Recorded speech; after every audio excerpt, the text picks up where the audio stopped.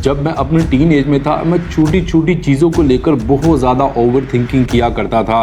जैसा कि दुनिया अभी ख़त्म होने वाली है, अगर किसी ने मुझे एसएमएस पे हल्का सा ओके लिखा तो मैं समझता था शायद ये शख्स मुझसे नाराज़ है, या हर काम जब तक परफेक्ट ना हो मेरा दिमाग कभी भी उसको कबूल नहीं करता था। इसी तरह अगर किसी शख्स ने मुझे गैदरिंग में इग्नोर किया तो मैं सोचने लग जाता था इसने मुझे इग्नोर क्यों किया, लास्ट मीटिंग में तो मेरी इससे बड़ी अच्छी मुलाकात रही। मैं उन सब चीज़ों को याद करता रहा था कि मीटिंग तो बहुत अच्छी थी, फिर मुझे इग्नोर करने की वजह क्या थी।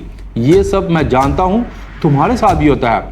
याद रखना, इसमें तुम्हारा कोई भी फॉल्ट नहीं है, तुम्हारे दिमाग की जो वायरिंग है ना, ये उसका नतीजा है। चलो मैं तुम्हें समझाता हूँ कि हमारे साथ ऐसा ही क्यों होता है। मैं पिछले चंद दिनों से साइकोलॉजी की एक किताब पढ़ रहा हूँ जिसके अंदर मैंने इन सब चीज़ों को एक्सप्लोर किया है। उस किताब का खुलासा मैंने इन 4 गोल्डन प्रिंसिपल्स के अंदर लिखा है। अगर ये 4 चीज़ें तुम समझ जाओ तो तुम्हारी ओवर थिंकिंग जो है ये बिल्कुल कम हो जाएगी या शायद ख़त्म हो जाएगी। तो सबसे पहला सेगमेंट इसका ये है कैटास्ट्रॉफिक थिंकिंग। कैटास्ट्रॉफिक सोच वो होती है जहां दिमाग किसी भी चीज़ को, किसी भी सिचुएशन को सबसे बदतरीन अंजाम तक ले जाता है। जैसा कि अगर कोई टेस्ट ख़राब हो गया तो तुम्हारा दिमाग कहता है बस अब तो मैं फेल हो जाऊंगा, डिग्री नहीं मिलेगी, जॉब नहीं मिलेगी, ज़िंदगी मेरी तबाह हो जाएगी। इसको बोलते हैं कैटास्ट्रॉफिक पैटर्न, और ये एंजाइटी का एक मेजर सिम्टम है। याद रखना, हमारा दिमाग एक थ्रेट को डिटेक्ट करता है और तुम्हें मेंटली प्रिपेयर करता है, लेकिन हाइपर अलर्ट मोड में। ये तुम्हारी गलती नहीं है, ये एक कॉग्निटिव डिस्टॉर्शन है। इसका सोल्यूशन क्या है मैं आगे जाकर तुम्हें बताता हूँ। दूसरा सेगमेंट है रिजेक्शन सेंसिटिविटी। तुम्हारा कोई दोस्त तुम्हें इग्नोर करे या किसी का रिप्लाई ना आया हो तो तुम्हें लगता है कि वो तुमसे नफरत करता है।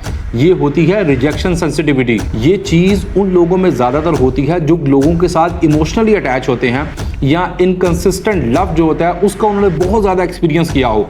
तुम्हारा दिमाग कॉन्स्टेंटली स्कैन करता है, क्या मैं इस बंदे के लिए इम्पोर्टेंट हूँ, क्या मैं एक्सेप्टेबल हूँ। एक सिंपल सा सीन, एक मैसेज भी तुम्हारे लिए एक इमोशनल रिजेक्शन बन जाता है। ये एग्जॉस्टिंग हो सकता है, बट अगेन ये तुम्हारा ट्रॉमा रिस्पॉन्स है, तुम्हारा करैक्टर फ्लॉ बिल्कुल भी नहीं है। इसका क्या सोल्यूशन है ये भी मैं आगे जाकर तुम्हें बताता हूँ।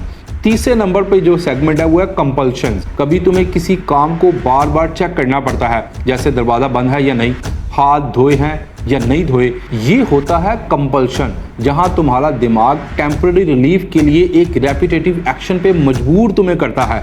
तुम बार बार उस चीज़ के बारे में सोचते हो, अगर मैंने दरवाज़ा बंद नहीं किया तो हो सकता है बहुत ज़्यादा नुकसान हो जाए। जब तुम इस तरह की ओवर थिंकिंग करते हो तो तुम्हारा दिमाग तुम्हें एक बदतरीन सिचुएशन पे ले जाता है। इसका सोल्यूशन क्या है उसके बारे में मैं एंड पे तुम्हें बताऊंगा। चौथा और आखिरी सेगमेंट जो इस साइकोलॉजी की किताब में मैंने पढ़ा वो है एनीडोनिया।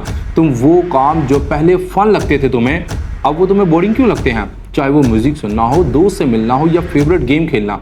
ये होता है एनीडोनिया। डोपामिन सिस्टम जब डिसरेगुलेट हो जाता है, यानी रिवार्ड सिस्टम डैमेज हो, तब हम किसी चीज़ से खुशी महसूस करना बिल्कुल बंद कर देते हैं। ये डिप्रेशन का मेजर सिम्टम होता है। मतलब तुम डिप्रेस हो सकते हो बिना रोए, बिना दुखी फील किए, सिर्फ इमोशनली तुम नम करते हो। ये सिर्फ तुम्हारा फॉल्ट नहीं है, ये एक ब्रेन की केमिस्ट्री है। ये चारों प्रॉब्लम्स तुमने अच्छे से समझ ली।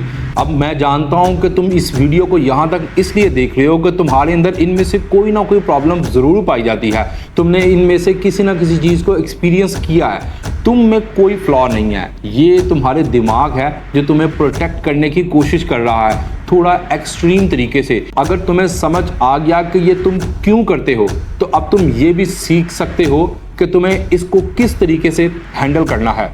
सब्सक्राइब।